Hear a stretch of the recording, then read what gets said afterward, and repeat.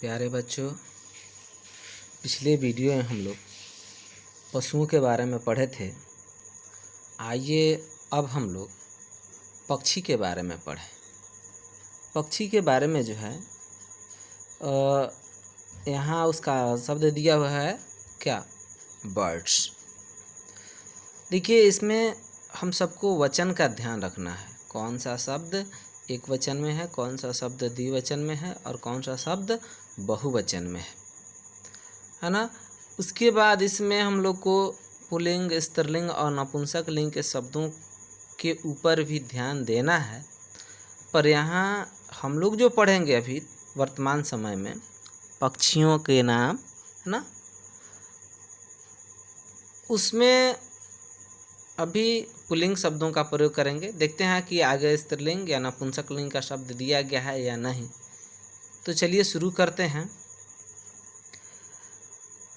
पहला है काकह। काकह का मतलब होता है एक कौवा।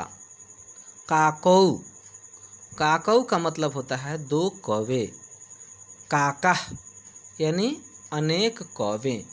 इसको हम काकह, काकऊ, काकह, इसको काकह का मतलब एक वचन में एक कौवा, काकऊ का मतलब द्विवचन में दो कौवा और काकह का मतलब बहुवचन में अनेक कौवे। यहाँ दो कौवा ना कहकर दो कौवे कहेंगे, है ना। उसके बाद है हंसः, हंसऊ, हंसः। हंसः यानी एक हंस एक वचन में। हंसऊ यानी दो हंस द्विवचन में। हंसः तीन या तीन से अधिक हंसें जो बहुवचन में है। शूकः, शूकऊ, शूकाः। तो शूकः का मतलब एक तोता। शूकः का मतलब एक तोता और यह शब्द पुल्लिंग है, एक वचन का शब्द है। ऊपर जो हम लोग दोनों पढ़े हैं वो भी शब्द पुल्लिंग ही था, एक वचन, द्विवचन और बहुवचन में। शूकऊ दो तोते, ये द्विवचन का शब्द है। शूकाः तीन या तीन से अधिक तोते, यानी ये शब्द जो है ये बहुवचन का शब्द है। मयूरः, मयूरऊ, मयूरः। तो मयूरः का मतलब एक मोर। मयूरः का मतलब एक मोर। मयूरऊ का मतलब दो मोरें या दो मोर। मयूरः का मतलब अनेक मोर, यानी मयूरः शब्द एक वचन है, पुल्लिंग है। मयूरऊ शब्द द्विवचन है, पुल्लिंग रूप में है। और मयूरः शब्द बहुवचन में है, पुल्लिंग रूप है। उसके बाद है बकह, बकऊ, बकाह। तो बकह का मतलब क्या होता है? बगुला। बकह का मतलब बगुला, एक बगुला।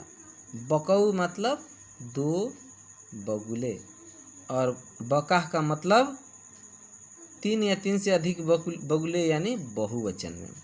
तो एक वचन का शब्द है, द्विवचन का शब्द है और ये बहुवचन का शब्द है। यहाँ हम लोग किसके बारे में पढ़ रहे हैं बच्चों? यहाँ हम लोग पक्षियों के बारे में पढ़ रहे हैं जो एक वचन, द्विवचन और बहुवचन में है। साथ ही साथ ये जो शब्द दिए गए हैं ये सभी शब्द प्रथम पुरुष के शब्द हैं जो एक वचन, द्विवचन और बहुवचन में है। उसके बाद है स्थल, यानी इसको क्या लिखा गया है? प्लेसेस। यानी स्थल का मतलब होता है स्थान, जगह। तो देखिए जगह में क्या क्या होता है, ये भी यहाँ जो शब्द दिए गए हैं ये सभी के सभी शब्द क्या हैं? ये पुल्लिंग शब्द हैं। स्थल, विद्यालयः, विद्यालयौ, विद्यालयः। तो देखिए विद्यालय करने का मतलब है कि एक विद्यालय जो एक वचन में है, प्रथम पुरुष का शब्द है और इससे कहीं ना कहीं किसी न किसी स्थान का बोध हो रहा है, इसलिए तो इसको स्थलवाचक कहा गया है ना। किसका बोध हो रहा है? स्थान का। विद्यालय, कोई ना, विद्यालय क्या है? कोई ना कोई जगह होगा। विद्यालय दो, विद्यालय दो शिक्षण संस्थान। विद्यालय तीन या तीन से अधिक, यानी बहुवचन में ये शिक्षण संस्थान का बोध करा। देवालय, तो देवालय का मतलब होता है मंदिर। देवालय, देवालयऊ, देवालय। देखिए इसको हम तोड़ सकते हैं, विद्या जोड़ आलय, विद्या का घर, विद्या का मतलब शिक्षा, आलय का मतलब घर होता है।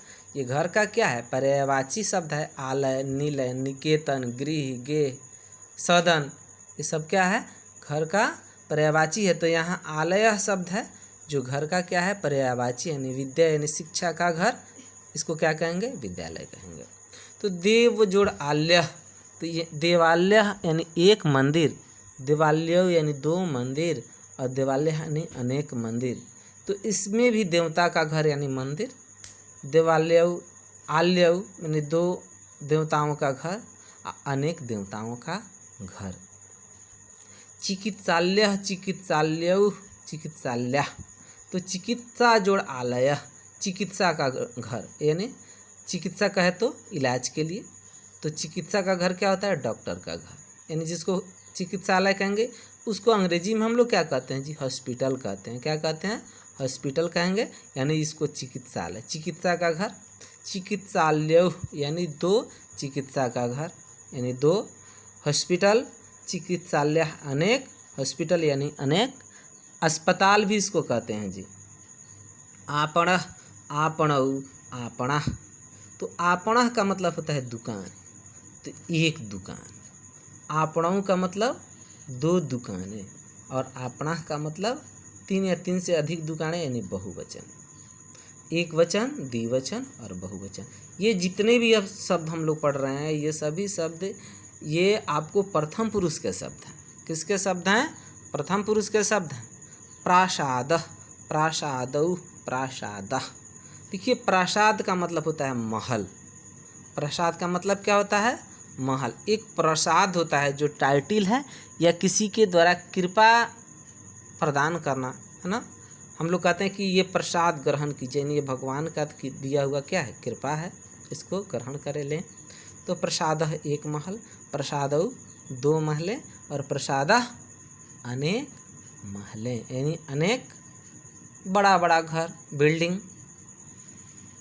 उसके बाद है व्यवसाय, व्यवसाय को ऑक्यूपेशंस कहेंगे, है ना। तो व्यवसाय क्या होता है जी, अलग अलग कार्यों को अलग अलग व्यक्ति करता है, वह उनका क्या होता है, पेशा होता है, जिससे उनका जीविका चलता है ना, परिवार के चलाने का साधन होता है। अध्यापक, अध्यापकौ, अध्यापका, यानी एक शिक्षक, दो शिक्षक गण, अनेक शिक्षक गण। ये एक वचन है, ये द्विवचन है, और ये बहुवचन है। सैनिक, सैनिकौ, सैनिका, एक सिपाही, दो सिपाही, अनेक सिपाही। चिकित्सक, चिकित्सकौ, चिकित्सका, एक डॉक्टर, एक चिकित्सक, या वैद्य भी कहते हैं उसको, दो डॉक्टर, दो चिकित्सक या दो वैद्य, और चिकित्सक का अनेक डॉक्टर या अनेक वैद्य या अनेक चिकित्सक। नायक, नायकौ, नायका। देखिए नायक का मतलब हम लोग अंग्रेजी शब्द कहते हैं नायक, यानी इसको हीरो कहते हैं, हीरो कहते हैं। दो नायक और अनेक नायक। गायक, गायकौ, गायका, एक गायक, दो गायकें और अनेक गायक। ये क्या है, ये किसी न किसी प्रकार का पेशाएं हैं जिसको लोग करके अपना जीवन यापन करता है, जीविकोपार्जन करता है। उसके बाद है वस्तुएं, यानी जिसको हम लोग अंग्रेजी में ऑब्जेक्ट्स कहते हैं या सामान भी कहते हैं। तो ये घटा, घटौ, घटा। द घटा का मतलब एक घड़ा, घटा का मतलब एक घड़ा, घटौ का मतलब दो घड़े, और घटा का मतलब अनेक घड़े। पादप, पादपौ, पादपा। पादप का मतलब होता है पौधा, यानी एक पौधा, दो पौधे, अनेक पौधे। दर्पण, दर्पणौ, दर्पणा। तो दर्पण का मतलब आईना होता है, शीशा, ग्लास, है ना। मिरर भी कहते हैं उसको। दर्पणौ यानी दो आईने, और दर्पणा यानी अनेक आईने। दीप, दीपौ, दीपा। तो एक दीपक, दो दीप और अनेक दीप। वृक्ष, वृक्षौ, वृक्षा। तो एक पेड़, वृक्ष का मतलब एक पेड़, वृक्षौ का मतलब दो पेड़, और वृक्षा का मतलब अनेक पेड़, है ना। तो ये हुआ आपको पुल्लिंग शब्द, है ना।